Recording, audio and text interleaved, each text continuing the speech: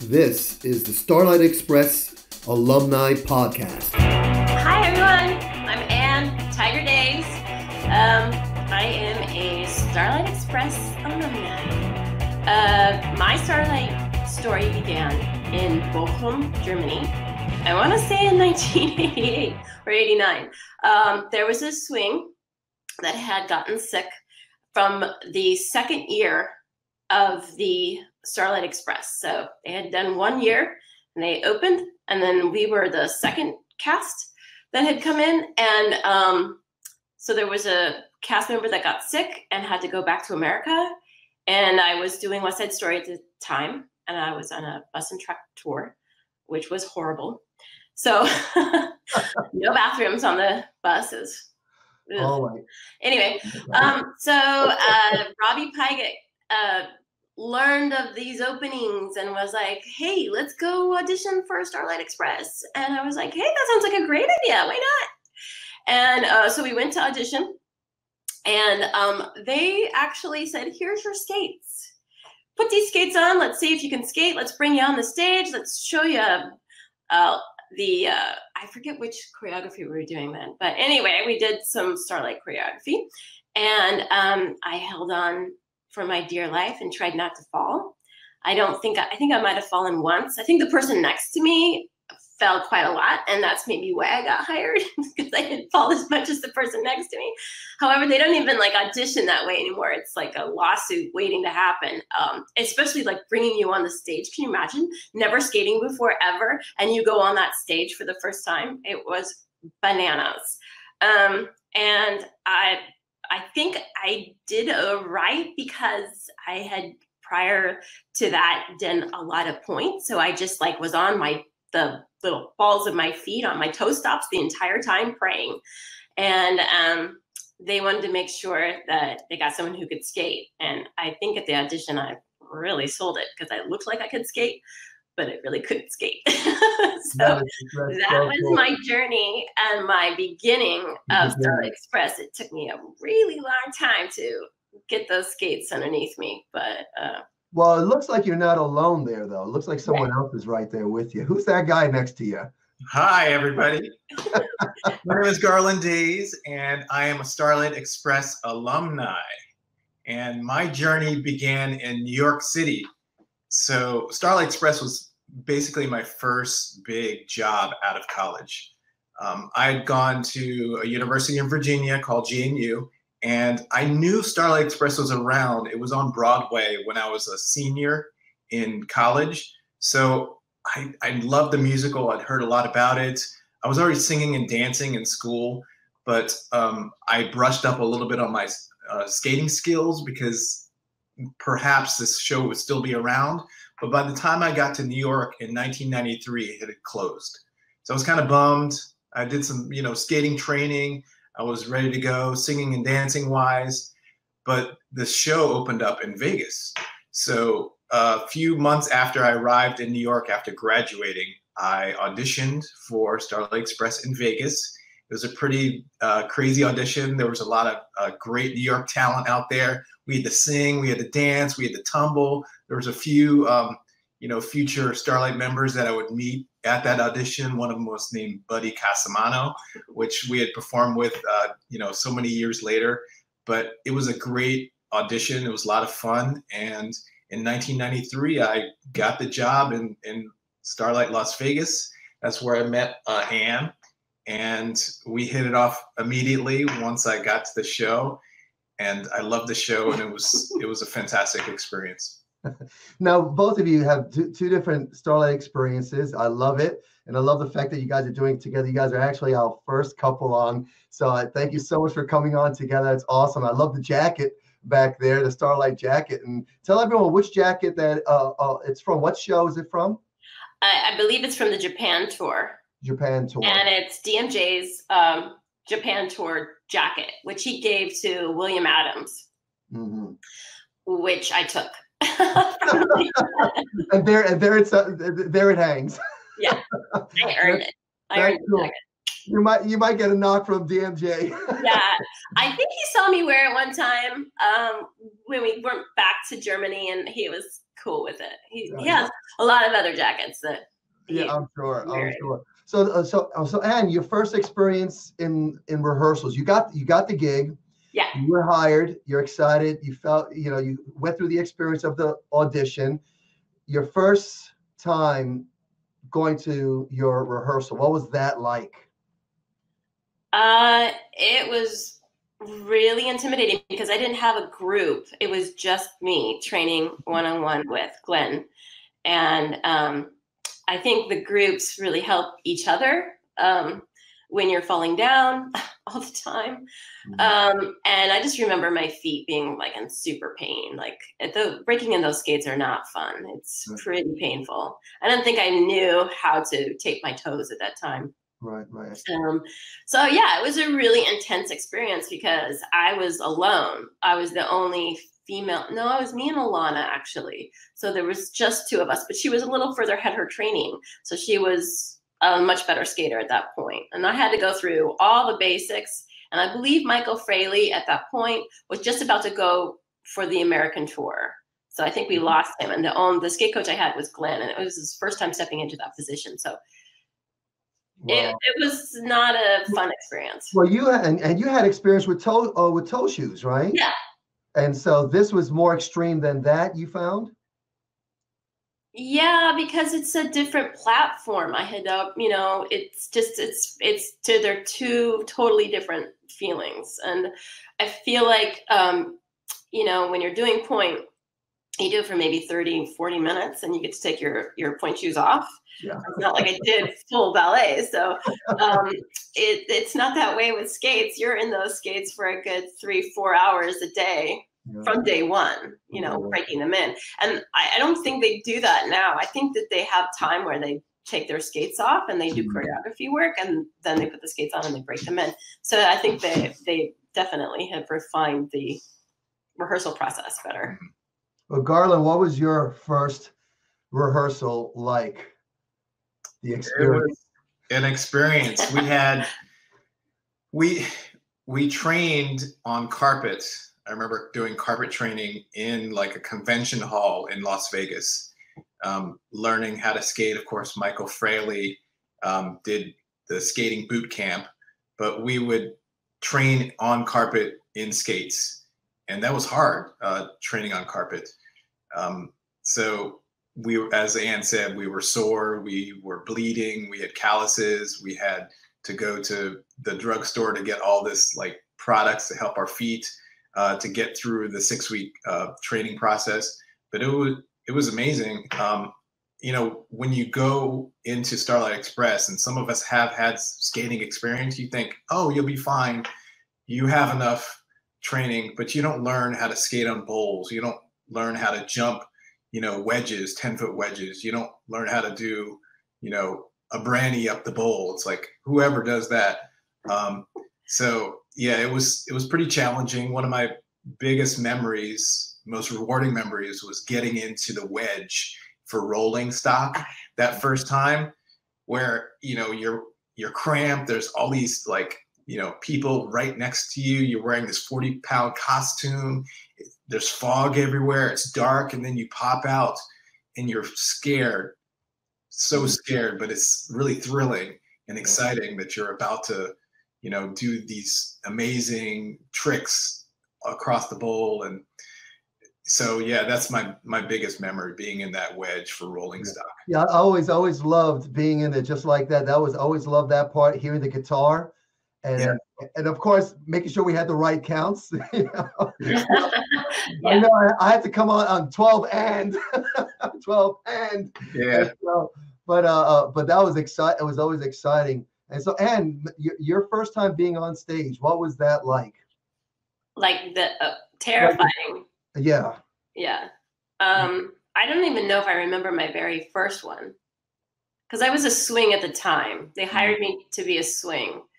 And I was at that point in my Starlight career, since I was first learning to skate, was really not at a place where I was really very good at it. I was definitely more first cast material. And I think once I got the confidence, then it was better. But I can't even remember. I think I think I got pretty confident when they put me on for Volta. So that was fun once I got the confidence. It was pretty hard to struggle with the fact that you're constantly scared, unless you're put on a lot. So that was definitely something like I definitely struggled with my first year of Starlight, the entire year too. Yeah, I know the phrase super swings came out simply because of that. I mean, I started off as a swing as well. And so you had to learn all these roles. You had all your books, right? Did you have the book for each character with all this, everything? But it was the most scariest thing to get thrown on. Sometimes a second's notice. Hey, now you're on for this, and so your first fear. Yeah. And you're not alone in this. Yeah. The fear that this brings up there. And so, Garland, your first time being on stage, you recall what your feelings were? What was it like for you to be first time on stage? It was amazing. It was thrilling. It was scary. Being in rolling stock, it was like being shot out of a cannon. And it's interesting. Starlight is like no other show that we performed in. You're singing and you're dancing on stage. You're skating. And there is a danger factor. So a little part of you is like, am I going to get severely injured today? So, Anne had a serious injury where she had to get surgery, and she has a plate in her arm to this day from just skating around the bowl one day in practice. Skate warm up. Yep. So having that little feeling of, risk that today could be a day where you severely injure yourself for your whole career. Having that fear going on stage every day was unlike any other show. But I think that it was rewarding. It was, out of all the shows that Ann and I have done, it's definitely made an impression on us more than any other show. It's definitely the hardest show and definitely the most rewarding show. So there was a lot of risk. There was a lot of challenges and pain going through Starlight Express and doing the show, but it definitely was the best show for me, don't you think, Ann? There was the Lion King thing too. Oh yeah. We did some other shows. Ann was mentioning Lion King. I performed in Lion King for about 10 years after doing Starlight and doing Beauty and the Beast, and Ann had performed with her and I had performed in Beauty and the Beast together. So, but all these other shows hold nothing compared to Starlight. It was definitely an amazing experience. And what's interesting is that, and this is one of the questions that come up, is exactly what you guys alluded to and spoke about, is the fact, I've done a lot of shows. One of my main shows was West Side Story for obvious reasons. And so, but I did a lot of shows that were very physical because my style of dancing was very physical. I came up classical ballet, but I just wanted to be very hardcore, like a Gene Kelly hardcore, masculine dancer. And so a lot of times I was hired for those kinds of shows. And since Starlight, I've done stunts and movies and TV and even on stage stunts. And of course, I have a martial arts school. I do a lot of physical training and a lot of sparring, jiu-jitsu and all that. And been doing that for 49 years. But all the physical stuff that I've done, Starlight Express was the one that really challenged me the most physiologically. And I think also the fear for me, and it sounded like you guys were saying that, correct me if I'm wrong, that every day you went on that stage, you were acutely aware of the fact that something could go wrong just like this, because it has, and it will. And your fear that it happen to you kept me on point, when I went on there. And of course, with Starlight, with the rolling stock dance break, I was on point there. And I did mostly Rockies. I rarely did engines. So I got a chance to do some races, but my hardcore moments of focus, high level focus, was before the dance. Well, rolling stock 100%, and the Rocky number, because the timing and everything like that had to be that. So you guys, you agree that Starlight, because you've done big shows as well. So you agree that Starlight physiologically was more challenging as well? Yeah, definitely. Yeah. And going through that challenge with other people was amazing, sort of camaraderie that you felt with those cast members. You mentioned like rolling stock and being on point. Performing as a Rocky was amazing, and you could attest to this. Just those 3 Rockies performing every night, performing with Martin Booth in particular was incredible. Yeah. And just the people in the show that you were performing with day in and day out, there is a bond that Starlight Express alumni have with each other. That's really amazing. Having gone through these incredible, challenging experiences, being injured, you know, having water on the stage or fog on the stage, and, you know, going through those, you know, pitfalls of the show. But then exciting points, you know, playing around, having fun at skate warm up, doing, you know, little pranks behind the stage or on stage. All those experiences really were amazing. And to this day, we still stay in contact with many cast members. Some we've lost, which is kind of sad, but there's still a lot around. And I think, you know, you having this podcast is just a testament to the show's longevity in people's hearts. So I guess kudos to you for. I appreciate that.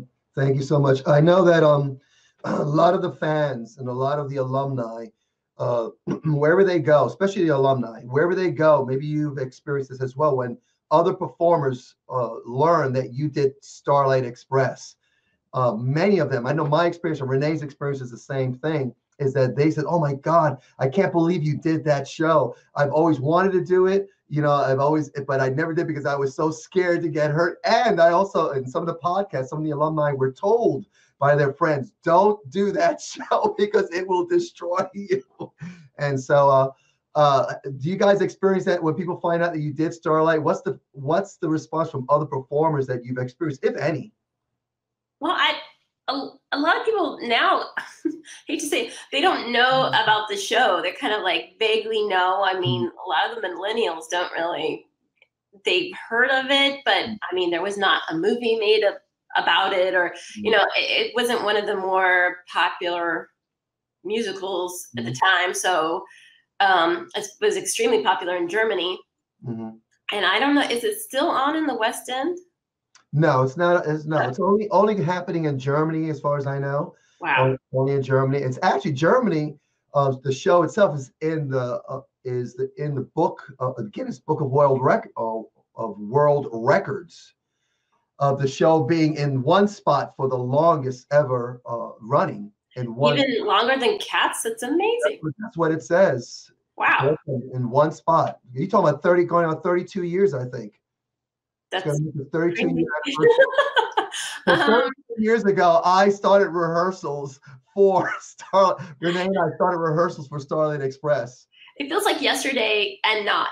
You know, it feels like a combination between like a lifetime ago and yesterday. Yeah. As soon as the weather changes, which it has, my feet and my knees and my shoulder remind me.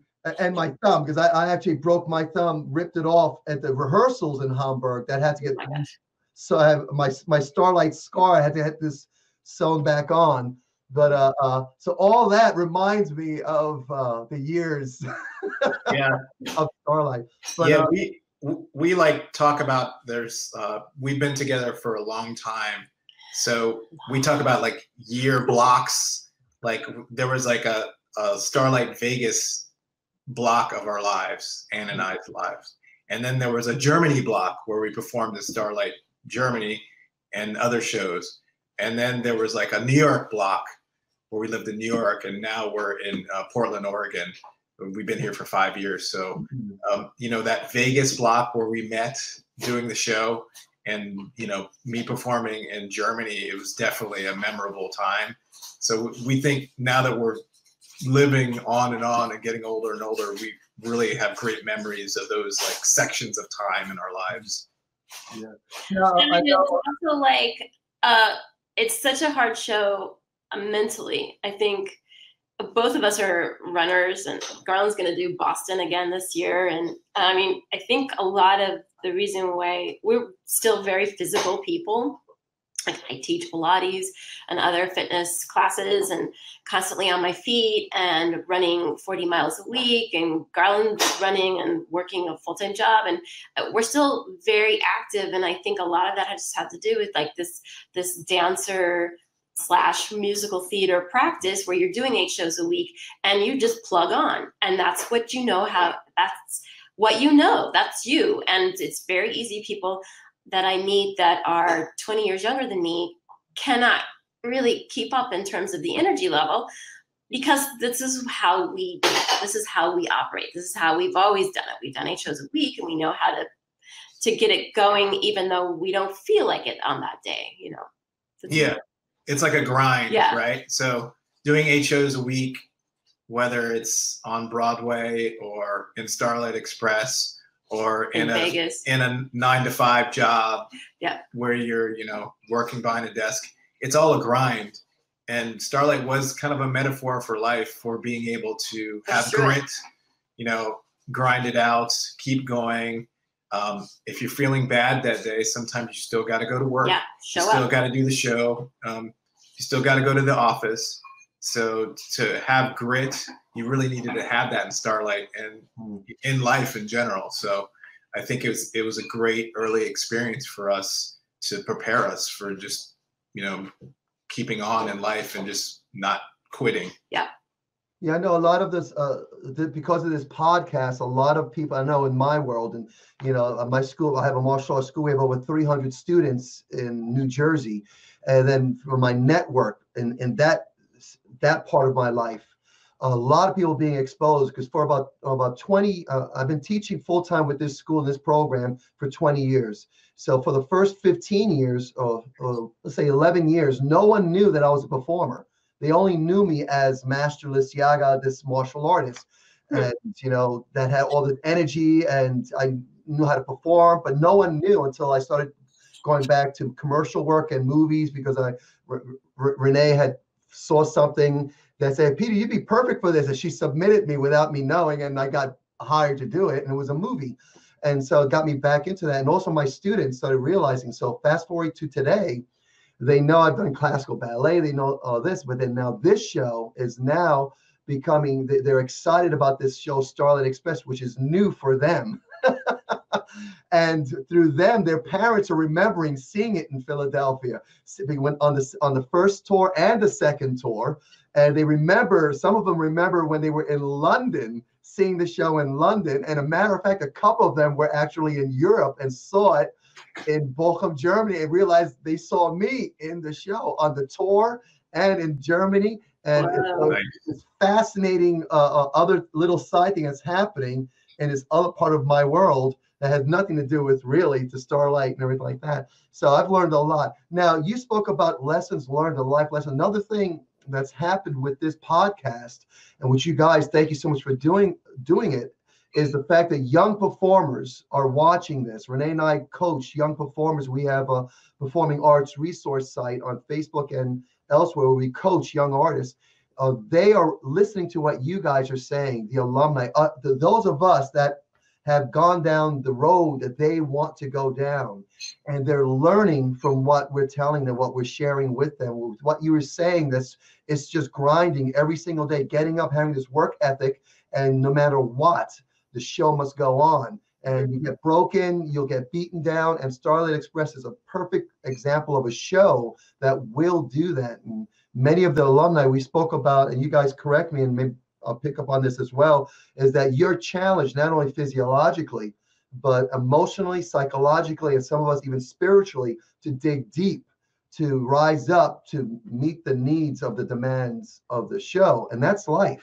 And so what are some of the life lessons that you guys can maybe share with others? And keep in mind, alumni are listening, fans are listening, and also the 12-year-olds and up, 8-year-olds that we're working with and up. And we have some dance schools that are following this as well. What would you say to them, some of the lessons you've learned in show business and specifically Starlight Express? Well, specifically for Starlight, I think one of the biggest lessons is that anything is possible with enough practice, with enough, if you keep on it, it's going to happen. And so believe in it and really put the time and the discipline into practicing. It's basic, just doing it and repetitively, you will get it, and believe in that. I agree. And like I said before, it's a great way to practice learning grit, right?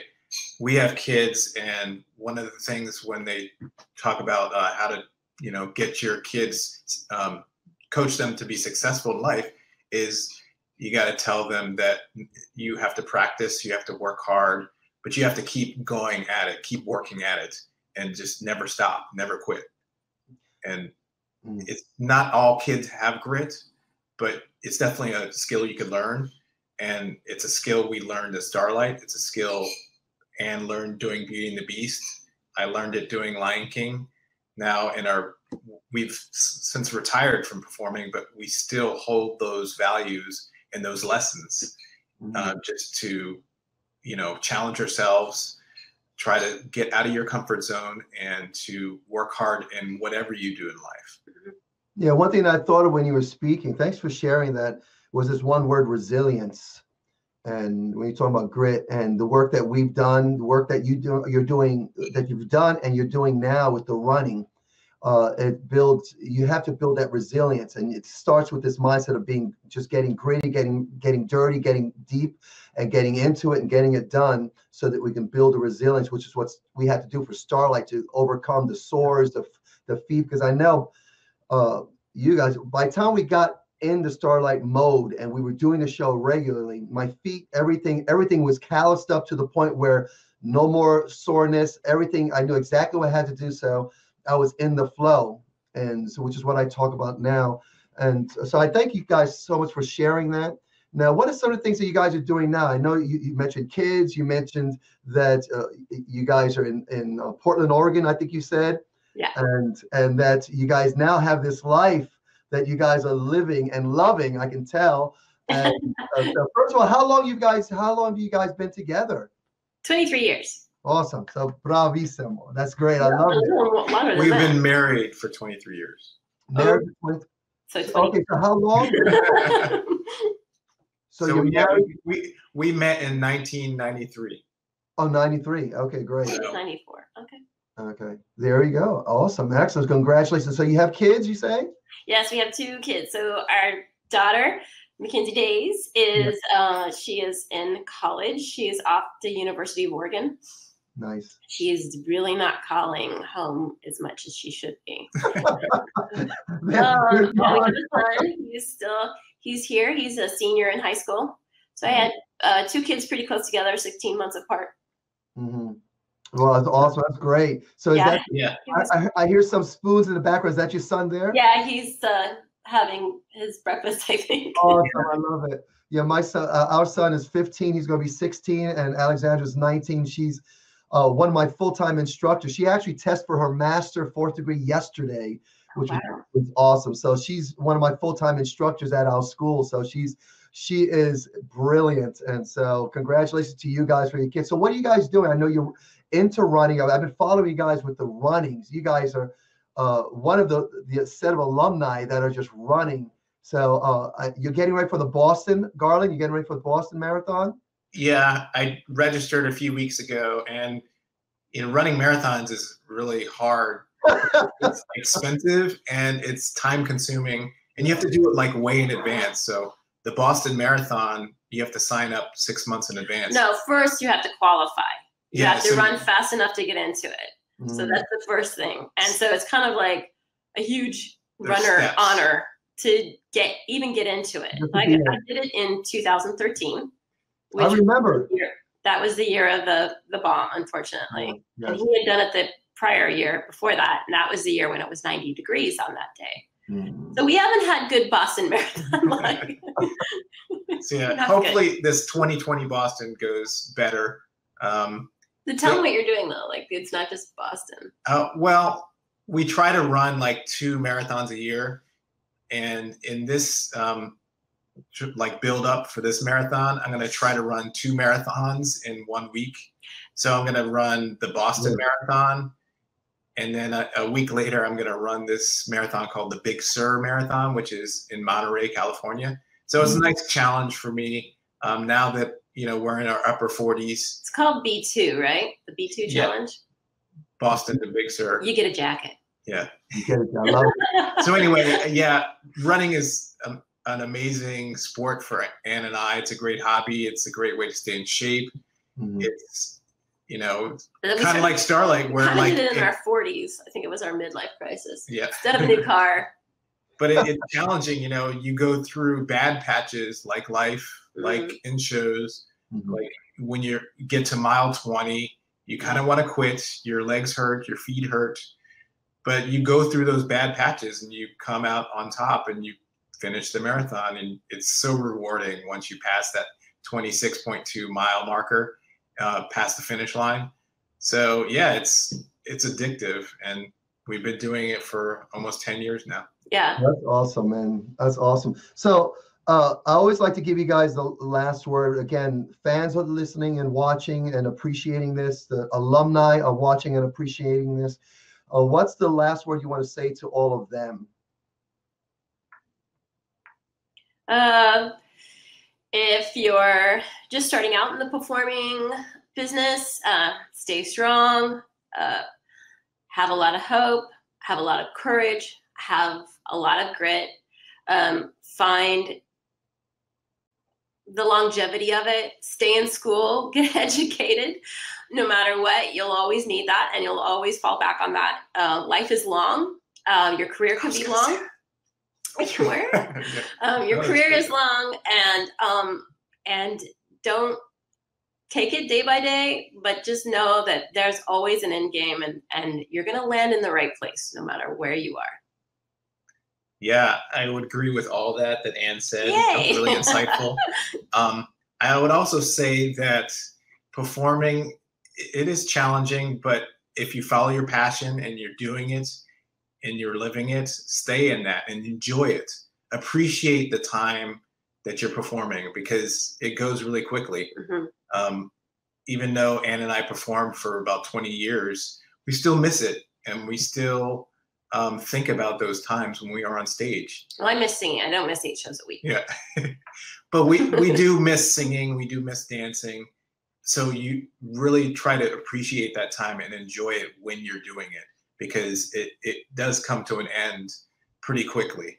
So I think it's a blessing when you can follow your passion and do what you're passionate about for a living. That not everyone does that. So enjoy it and enjoy performing, and just follow that passion and keep on doing it as long as you can. Yeah. Guys, thank you so much for spending this time with me. I appreciate it so much. And both of you coming together and doing this together with, you guys have your legacy for your children. And one day, your kids are going to show their kids, and then their kids one day. And this is what I see for myself, that one day right now, I'll be speaking right to my great grandchild right now here, and they're going to see this guy they heard about somewhere along the way, and that's him there. So we have a legacy that we've left behind, and a lot of alumni right now are standing on your shoulders, and the broken arm there, man, and that you did a lot of things that were changed for the safety of the show and the longevity of the show.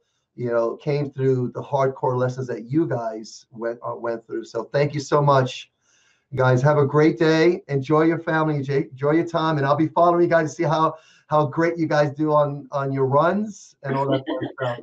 Take care. Thanks, Peter. Yay. We appreciate the time you took to do this podcast. Thank you. Thank you. My pleasure. Bye.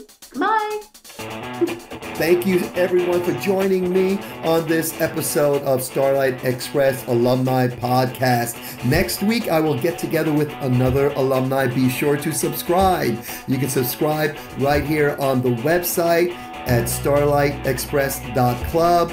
We are definitely on the iTunes and Stitcher, and we're looking to get on the other platforms, so make sure you check there, subscribe there, and stay connected. If you are a Starlight alumni, please be sure to reach out to me if you would like to be on the podcast. Would love to hear your stories and share your story with the Starlight Express fans and other alumni. Look forward to sharing with you next week. Everyone, have a great day.